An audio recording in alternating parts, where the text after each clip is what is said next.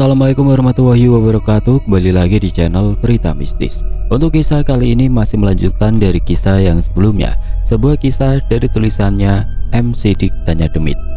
Kisah yang berjudul Misteri Kematian Para Penjaga Makam. Dan sebelum kita lanjut ke ceritanya, tekan dulu tombol like video ini dan jangan lupa tekan juga tombol subscribe channel ini. Nyalakan juga lonceng notifikasinya agar tidak ketinggalan cerita-cerita lainnya dari channel ini. Dan buat teman-teman yang pengen membaca langsung ceritanya, nanti silahkan saja kunjungi linknya yang nanti akan saya sertakan di kolom deskripsi. Dan seperti apa untuk lanjutan dari kisah ini, langsung saja kita masuk ke ceritanya.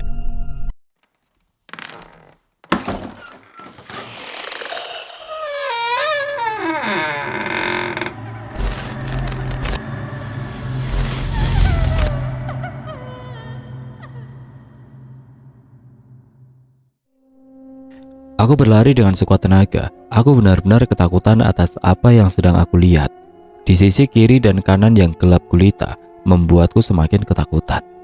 Karena aku benar-benar seperti sedang diawasi sekarang. Seperti banyak sekali orang yang sedang melihatku dari dalam kegelapan. Dan itu membuatku semakin ketakutan dibuatnya. Nafasku kini berat. Jalanan yang menanjak membuatku harus mengeluarkan energi lebih yang harus aku keluarkan. Ditambah rasa takut yang aku rasakan membuat tubuhku basah dengan keringat dingin yang keluar begitu saja pada malam itu. Aku terus-menerus berlari hingga akhirnya aku pun sampai ke ruang CCTV. Aku langsung membukanya dan menutup pintunya serta menguncinya dengan keras. Aku akhirnya duduk di balik pintu. Aku benar-benar ketakutan atas apa yang aku lihat sekarang. Aku tidak menyangka bahwa wanita yang aku temui di sore itu bukanlah manusia. Namun itu adalah sesuatu yang lain yang membuatku seperti ini. Tubuhku basah kuyup oleh keringat. Jantungku masih berdetak dengan kencang. Bahkan nafasku terengah-engah karena aku berlari hingga ke atas dari gerbang depan. Aku duduk beberapa menit di sana. Lalu aku berdiri dan mengambil minum untuk menenangkan diriku pada saat itu. Tubuhku benar-benar lelah. Karena baru kali ini aku melihat sesuatu yang seperti itu. Aku bahkan berencana untuk mematikan CCTV. Karena aku takut hal itu akan terjadi lagi. Meskipun tepat ketika aku sedang minum dan melihat ke arah layar CCTV, aku melihat buku tulis yang aku bawa dari kamar bapak tiba-tiba sudah terbuka begitu saja.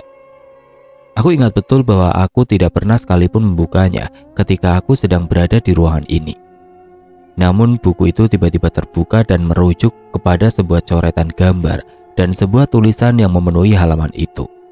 Seketika aku mendekati buku tersebut dan terlihat sebuah coretan dari tulisan bapak yang jelas terlihat olehku pada saat itu. Hari Kamis di awal bulan, hindari blok C dan D karena dia seringkali muncul di sana. Kalau kalian menemukannya, lebih baik kalian menjauh, dan apabila kalian menemukannya sedang berada di depan gerbang, hiraukan saja. Bagi siapapun yang tahu, tolong kasih tahu yang lain, karena kalau melakukan kesalahan, maka malam ini kalian itu tidak akan tenang. Aku membaca catatan itu dengan perasaan aneh, karena hari ini adalah hari yang sama dengan apa yang ditulis dalam catatan tersebut. Apalagi tepat ketika aku selesai membacanya, tiba-tiba halaman yang aku lihat berpindah sendiri ke halaman berikutnya. Dan di sana, aku melihat sebuah coretan gambar dari pulpen yang aku temui di kamar bapak. Sebuah coretan gambar berupa sosok wanita berambut panjang yang bentuknya sama persis dengan apa yang aku temui di hari itu.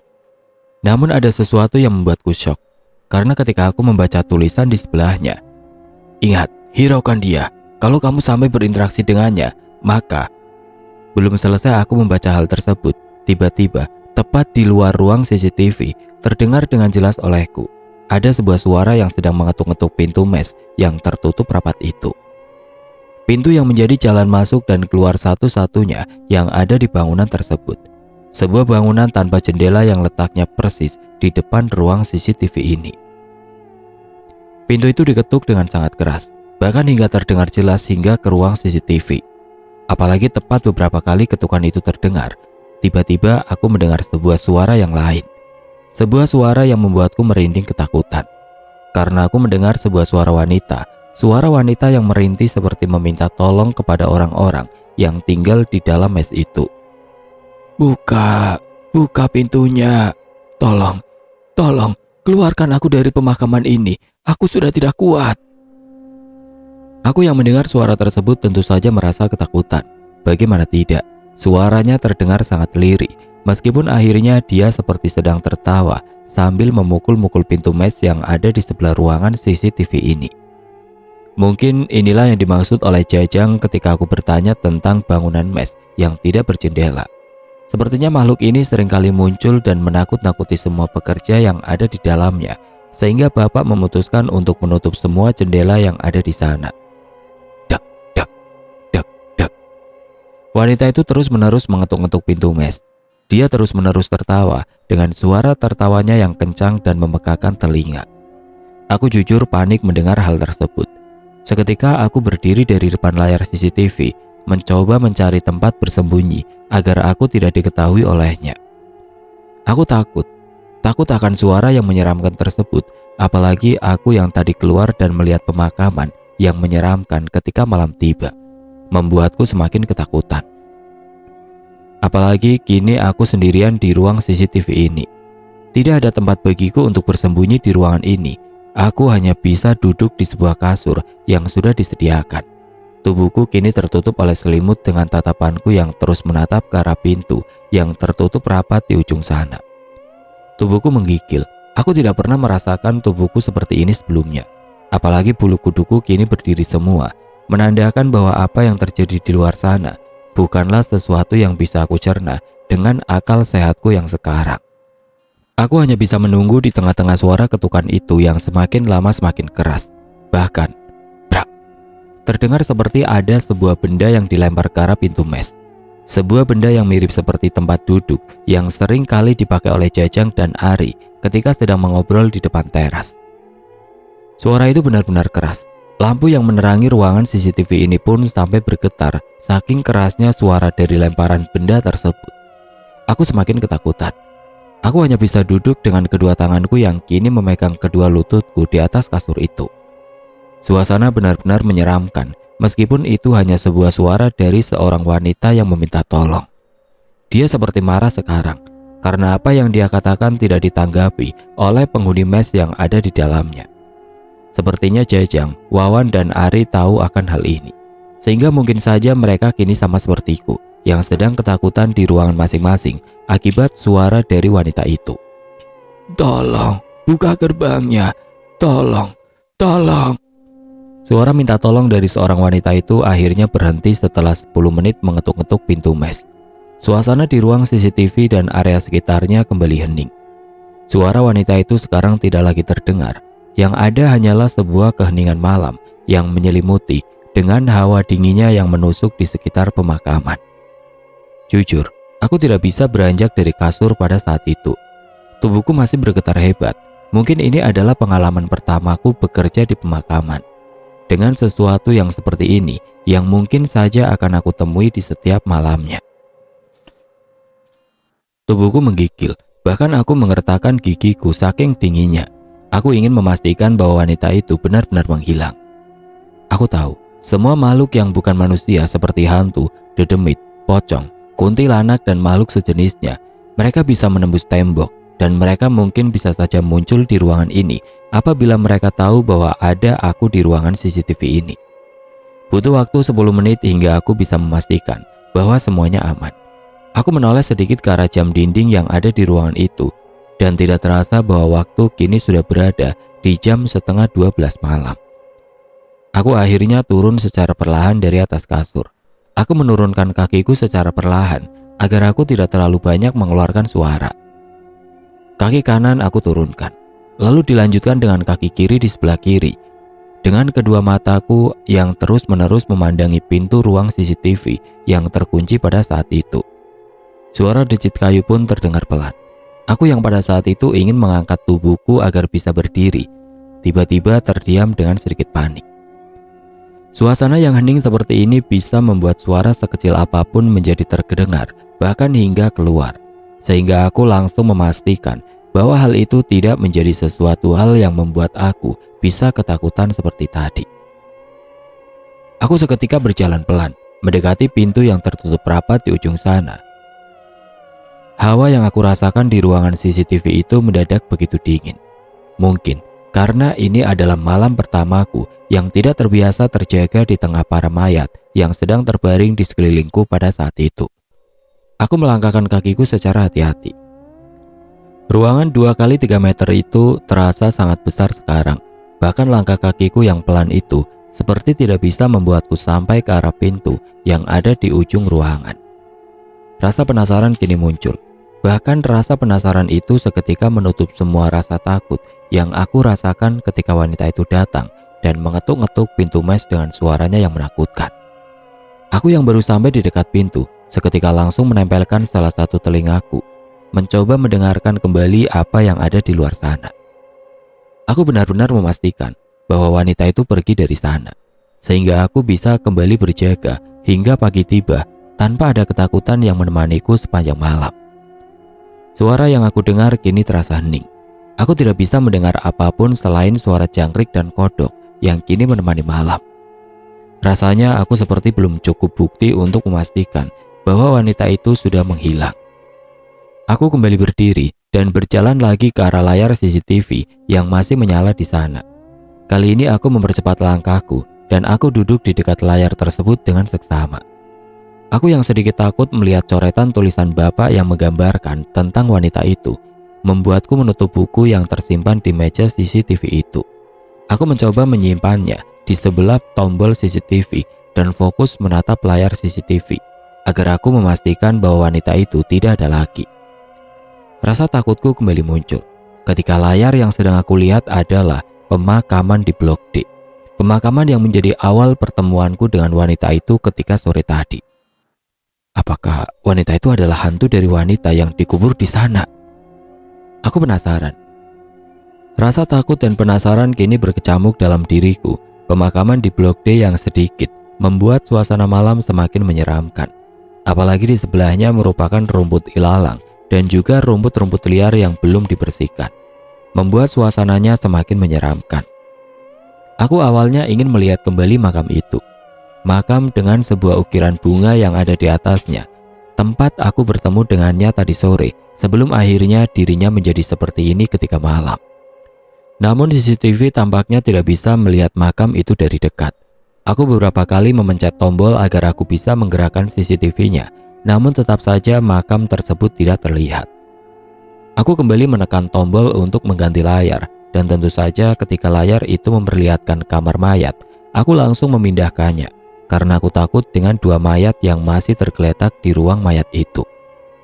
Aku melihat kondisi pemakaman ketika malam di depan layar tersebut. Aku penasaran, kemana wanita itu pergi? Apakah menghilang sepenuhnya? Ataukah kembali ke arah pintu gerbang? Aku kini tidak bisa melihatnya. Bahkan di depan gerbang sekalipun kondisi depan gerbang kini hening, seperti tidak ada kehidupan sama sekali. Sepertinya hantu itu sudah menghilang. Dasar si Jajang. Gak ngasih tahu kalau ada aturan gak boleh menegur seseorang di Blok D, yang ternyata itu adalah hantu. Aku menghela nafas dengan sedikit menggerutu. Perasaan takut yang aku rasakan kini secara perlahan-lahan menghilang ketika aku memastikan bahwa hantu itu benar-benar menghilang. Aku yang sedikit lega, tiba-tiba langsung teringat tentang buku catatan bapak. Seketika aku yang melihatnya di atas meja, langsung menariknya kembali dan membukanya secara perlahan. Aku tahu ini tulisan bapak. Coretan-coretan ini pun sepertinya bapak yang menulisnya. Aku kembali membuka halaman-halaman tersebut, mencari tahu tentang wanita itu dari tulisan bapak yang mungkin saja ada informasi di dalamnya. Aku belum sempat membaca halaman lain, sehingga aku hanya bisa membukanya langsung ke halaman yang tadi belum sempat aku baca semua. Tidak lama akhirnya aku menemukannya. Sebuah gambar wanita yang sama persis dengan apa yang aku lihat di CCTV. Seorang wanita yang nampak murung dengan rambut panjangnya yang terurai panjang dengan tulisan bapak yang memperingatkan bahwa dia harus dihiraukan ketika kita melihatnya. Aku semakin penasaran akan hal itu. Seketika aku kembali membuka halaman dan di balik itu aku kembali melihat sebuah gambar, namun gambarnya kini nampak berbeda. Coretan-coretan dari pulpen yang bapak gambar di buku tulis itu kini semakin berantakan. Rambut panjang lurus yang aku lihat di halaman sebelumnya kini berubah menjadi berantakan. Bahkan tepat ketika aku melihat wajahnya, Tiba-tiba aku mendengar sebuah suara speaker layar CCTV yang rusak. Hal itu tentu saja membuat fokusku terpecah. Suaranya melengking, seperti ada masalah di kamera CCTV yang ada di gerbang. Suara itu benar-benar memekakan telinga. Aku bahkan langsung mengalihkan pandanganku ke arah layar sambil menutup kedua telingaku pada saat itu. Ini bukan suara hantu, tapi suara speaker yang rusak yang membuatku seketika harus memindahkan layar di CCTV itu agar suara itu menghilang. Namun, tepat ketika layar CCTV itu berpindah layar, tiba-tiba layar itu menjadi gelap. Entah mengapa aku tidak bisa lagi melihat apa yang terjadi di luar sana. Layar CCTV yang seharusnya berpindah ke arah luar di mesh dari ruang CCTV ini mendadak gelap dan tidak terlihat.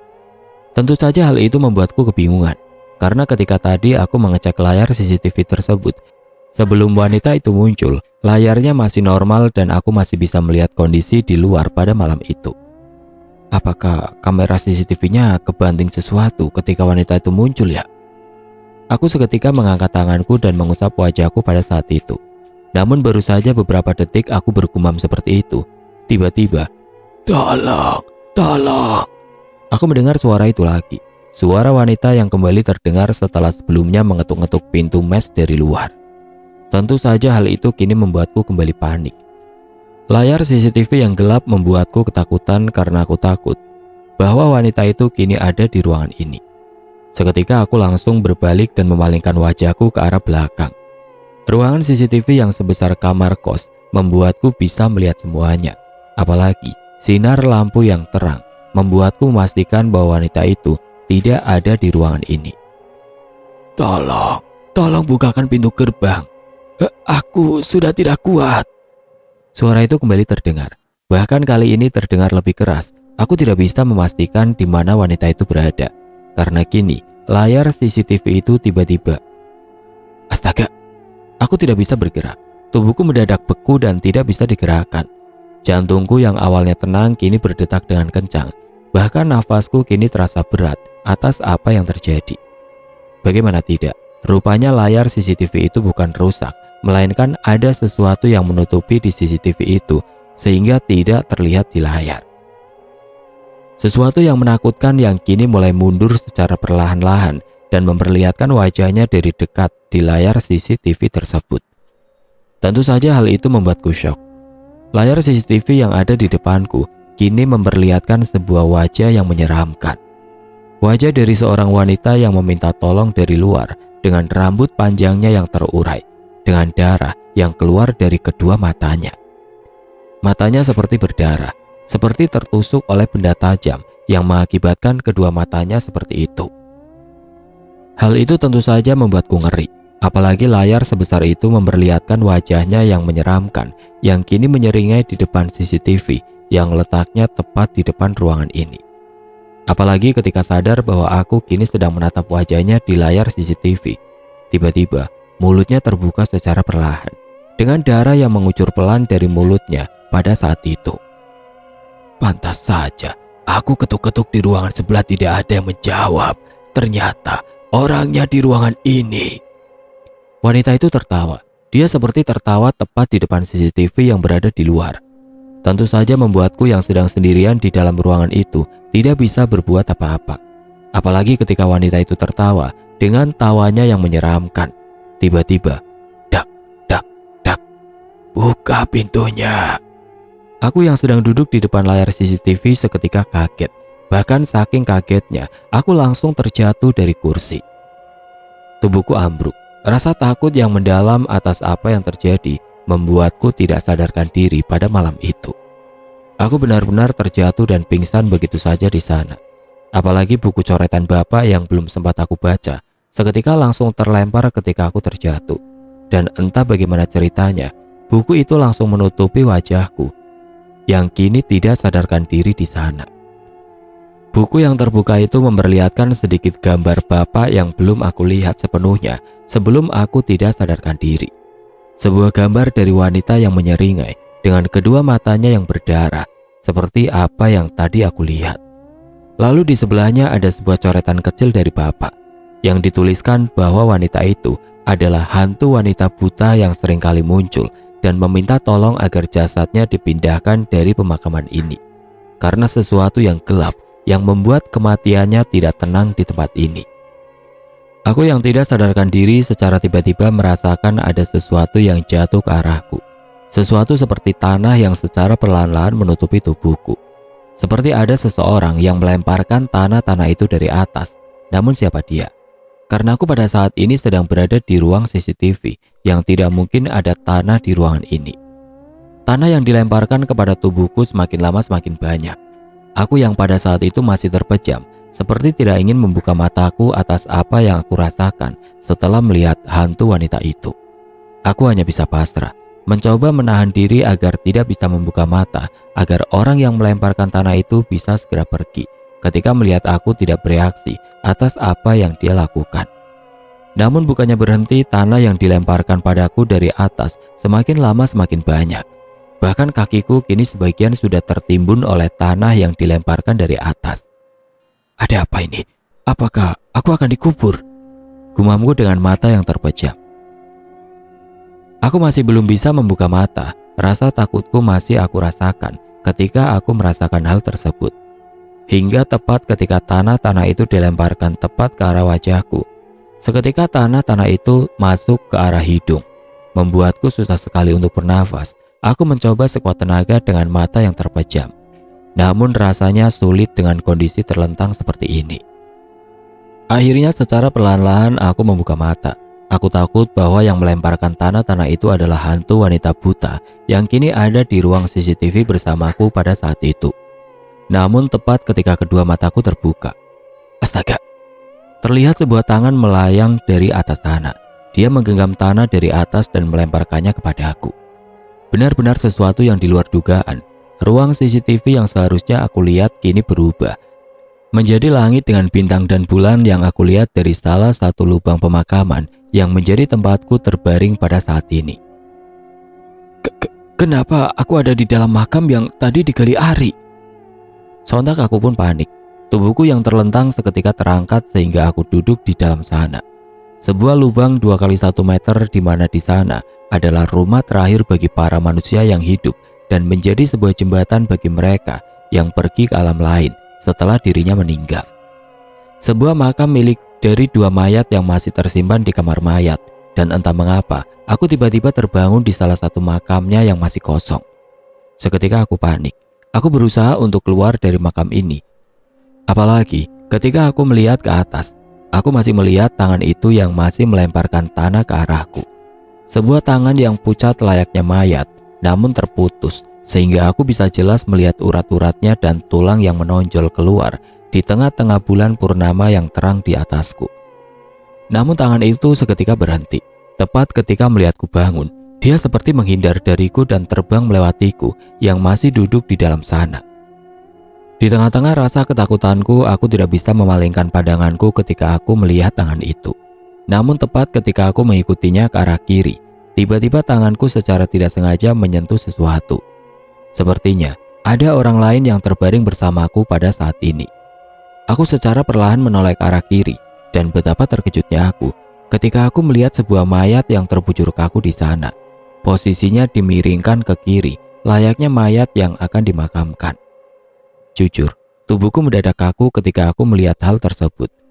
Rupanya aku tersadarkan di lubang ini bersamaan dengan mayat yang siap dikuburkan dengan posisi yang belum tertutup oleh papan-papan yang seharusnya menutupi dirinya. Tubuhku kembali merinding. Aku seperti tidak bergerak ketika aku melihat hal tersebut. Apalagi baru kali ini aku melihat mayat yang terbungkus dengan kain kafan itu dari dekat. Mungkin dia adalah penghuni dari makam ini. Salah satu dari mayat yang ada di ruang mayat yang aku lihat di CCTV. Aku hanya bisa terdiam. Mulutku bergetar dan tidak bisa bersuara.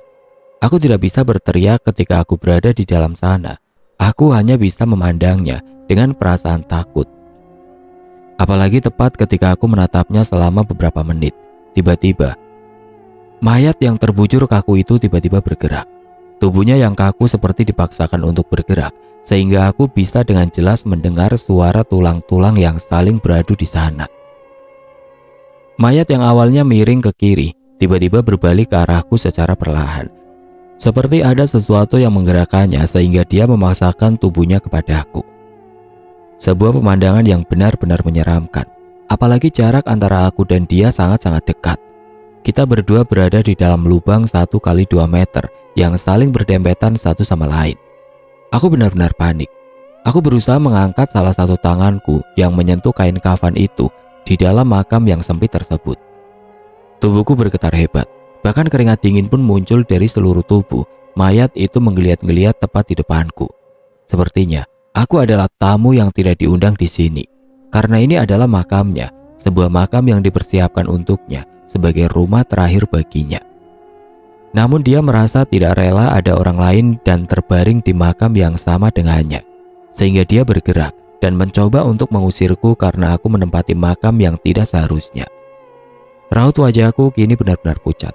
Aku seperti ingin menangis di tempat itu, tapi aku tidak bisa melakukannya. Mayat itu terus-menerus memiringkan tubuhnya, sehingga akhirnya tubuh yang awalnya miring ke arah kiri, kini miring tepat ke arahku. Lalu tidak lama kemudian, mulutnya yang masih tertutup oleh kain kafan dengan tali pocongnya yang masih terikat, tiba-tiba terbuka. Dia seperti ingin mengatakan sesuatu dengan tubuhnya yang tertutup oleh kain kafan itu. Aku bisa dengan jelas melihat bagaimana mulutnya bergerak dari dalam kain kafan tersebut. Mulutnya terbuka lebar.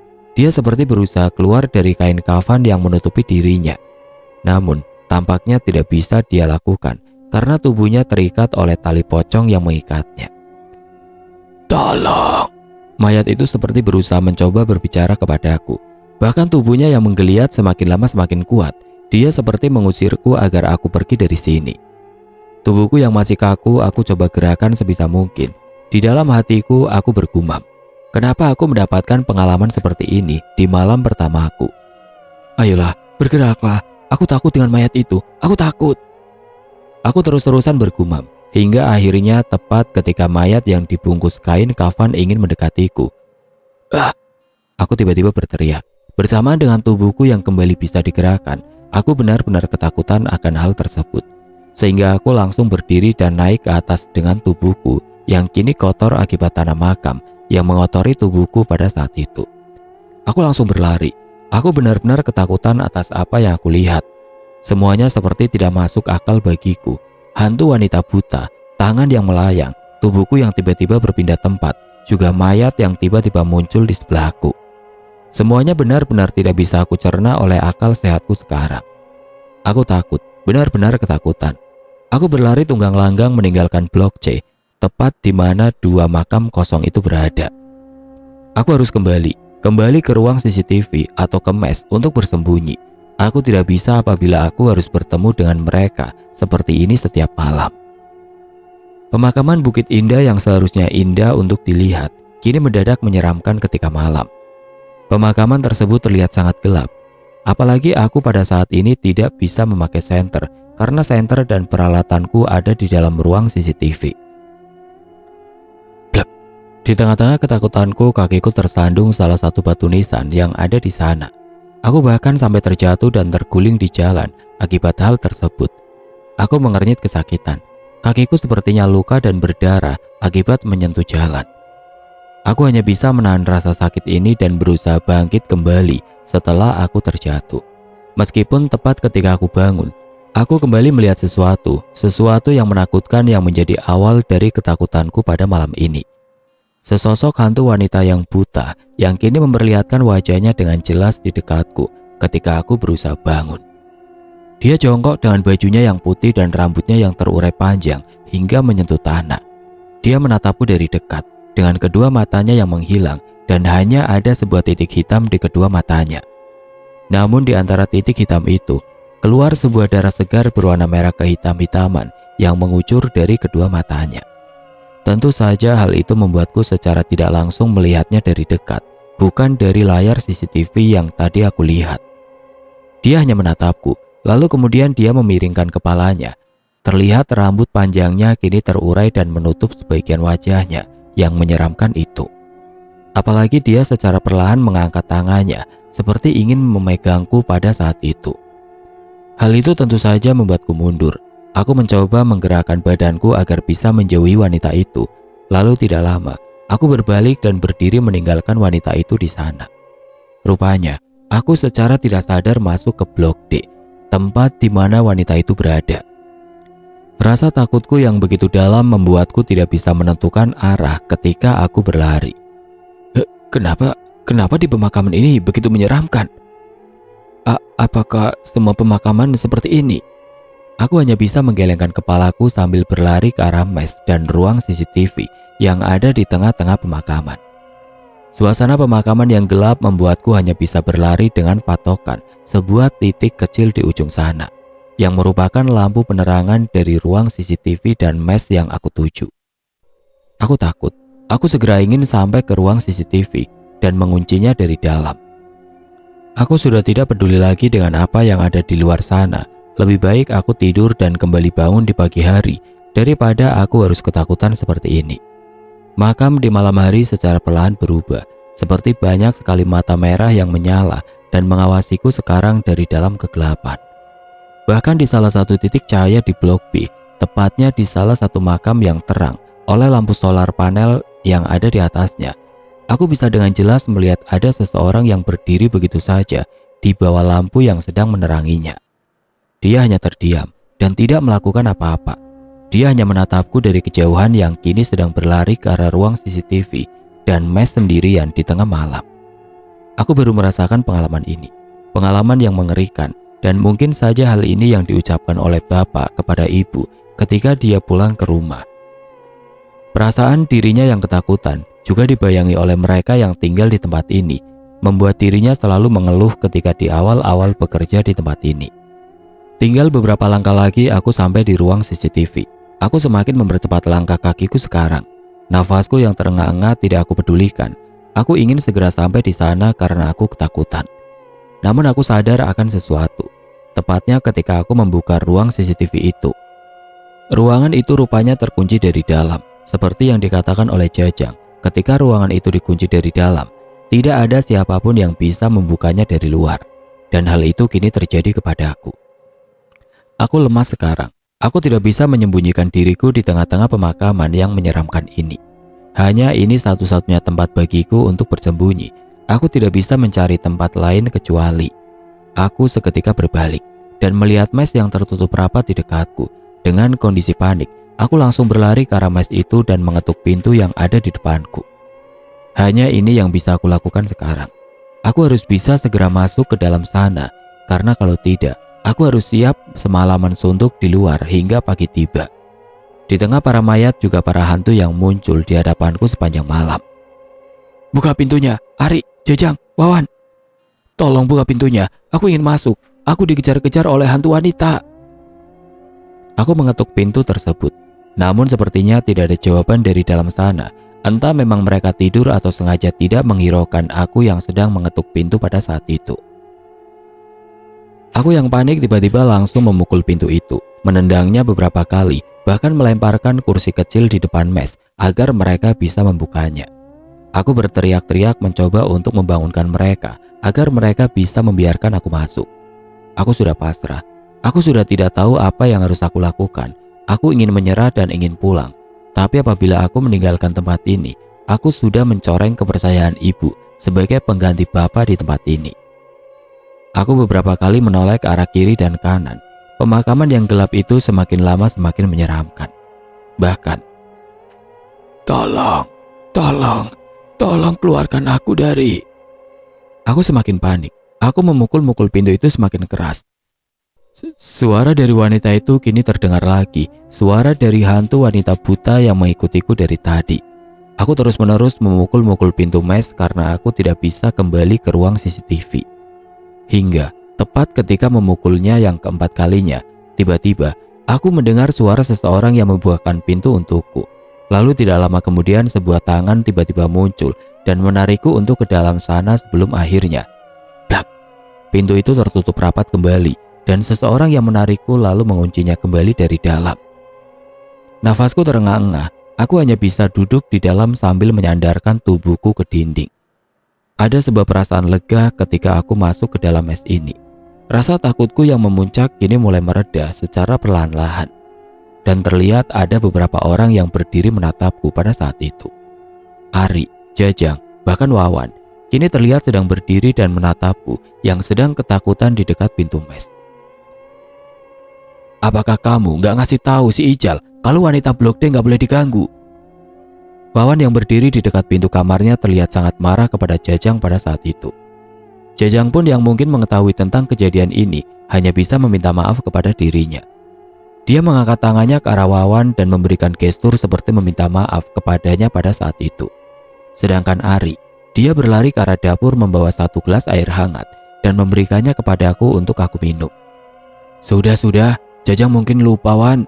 Jadi si Ijal kena teror wanita Blok D, apalagi dia mungkin tidak terbiasa, tidak sepertiku yang dulu bekas penggali makam di TPU kampung, kata Ari yang mencoba menenangkan mereka berdua. Besok kita kasih tahu lagi peraturan-peraturan tidak tertulis di pemakaman ini. Juga apa yang harus kita lakukan sebagai pekerja.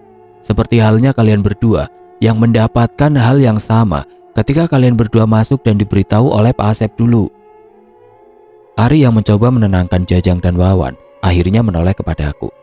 Sudah, anggap saja ini adalah ujian pertamamu, Jal. Memang jaga makam itu ya seperti ini. Pasti ketemu hal-hal seperti ini. Aku juga dulu ketika masuk diberitahu oleh Wawan dan Jajang tentang hal ini, tentang wanita Blok D yang seringkali muncul dengan wajahnya yang cantik. Namun karena aku diberitahu lebih awal, aku tidak mengusik dirinya ketika dia menampakkan dirinya di makamnya sendiri ketika sore. Aku yang pada saat itu ketakutan secara tidak sadar berkata sambil menggerutu. Cantik gimana? Matanya buta gitu sambil mengeluarkan darah kok. Hal itu tiba-tiba membuat mereka semua terdiam. Bahkan Jajang dan Wawan pun saling bertatapan satu sama lain. Ah, masa Jal? Aku yang membantu si Pak Asep yang makamin itu mayat. Setahun ke belakang, ketika muncul lagi di Blok D, aku belum lihat lagi wajahnya yang seperti diomongkan olehmu, Jal. Jawab Wawan yang merasa heran atas apa yang aku lihat. Perasaan hantu yang ada di sini itu normal semua. Tidak ada yang menakutkan seperti itu. Jawaban dari Wawan kini membuatku terdiam. Tubuhku yang masih bergetar hebat karena rasa takutku yang masih belum hilang hanya bisa membuatku kembali berpikir atas apa yang terjadi. Apakah mereka tidak tahu tentang hantu wanita buta ini? Aku menatap mereka semua yang masih terheran-heran atas apa yang aku ucapkan. Dan aku sempat berpikir kembali dengan catatan Bapak yang aku tinggalkan di ruang CCTV, di mana di sana ada dua gambar yang Bapak gambar di dua halaman kertas di buku itu. Sosok wanita dengan wujud yang berbeda yang Bapak gambar di dua halaman. Dan mungkin saja itu adalah wujud yang sama. Dan dia akan berubah menyeramkan ketika disapa oleh mereka mungkin saja tidak tahu akan hal ini karena mereka sudah diberitahu lebih awal sehingga mereka tidak pernah mengalami apa yang terjadi kepadaku. Namun kenapa Bapak tidak memberitahu kejadian yang sebenarnya kepada mereka dan membiarkan mereka hanya mengetahui sebagian dari apa yang dia ketahui? Aku yang tertunduk sambil melamun tentang hal itu tiba-tiba dikejutkan oleh Ari yang jongkok dan menepuk pundakku dengan sangat keras. Jangan melamun. Aku yang tersadarkan tiba-tiba langsung mengangkat kepalaku pada saat itu. Sudah, daripada kamu melamun, kamu sekarang tidur karena besok ada jadwal bersih-bersih di Blok A. Para orang-orang kaya itu sudah komplain kalau makam keluarganya kotor sehingga harus selalu dibersihkan secara rutin, kata Ari sambil sedikit tersenyum. Jajang yang mendengar hal itu hanya mengangguk, sedangkan Wawan, dia langsung kembali ke kamarnya tanpa mengucapkan sepatah kata pun. Aku hanya mengangguk dan berdiri dengan rasa takutku yang masih belum hilang sepenuhnya. Sudah, jangan dipikirkan. Besok-besok kalau ketemu lagi dengan wanita itu, ya hiraukan saja ya, karena selain wanita itu, ada hal-hal yang lain yang harus kamu ketahui besok. Dan itu harus kamu patuhi, agar kamu tidak mengalami hal yang mengerikan ini lagi. Akhirnya Jajang dan Ari kembali masuk ke kamar masing-masing. Dan aku juga kini berada di dalam kamar, tepatnya kamar bekas Bapak, yang kini aku tempati pada saat itu. Kamar itu begitu hening. Kamar tanpa jendela membuat semua suara dari luar tidak terdengar, sehingga aku bisa dengan jelas mendengar detik jam bergerak di sudut kamar. Sudah jam 2 pagi rupanya. Aku mengalami hal yang mengerikan semalaman ini hingga tidak sadar bahwa sekarang sudah masuk ke subuh. Aku langsung melemparkan tubuhku ke arah kasur yang ada di ujung kamar, mencoba menenangkan pikiranku atas apa yang terjadi di malam ini. Rasa capek, lemas, takut, khawatir, sedih. Semuanya masih berkecamuk di dalam diriku. Seumur hidupku baru kali ini aku merasakan hal yang menakutkan seperti ini. Tubuhku yang sudah lelah secara tidak langsung membuatku terpejam di kasur yang empuk dan hangat itu. Mungkin tidur adalah satu-satunya cara agar aku bisa melupakan semua yang terjadi pada malam ini. Dan besok aku akan menghindari hal-hal seperti itu lagi, karena aku tidak mau mengalami teror yang mengerikan itu lagi ketika aku sedang bekerja di tempat ini. Oke teman-teman, sampai di sini dulu ceritanya. Nantikan kelanjutan kisah ini di video berikutnya. Agar tidak ketinggalan, klik tombol subscribe channel ini dan nyalakan lonceng notifikasinya. Wassalamualaikum warahmatullahi wabarakatuh.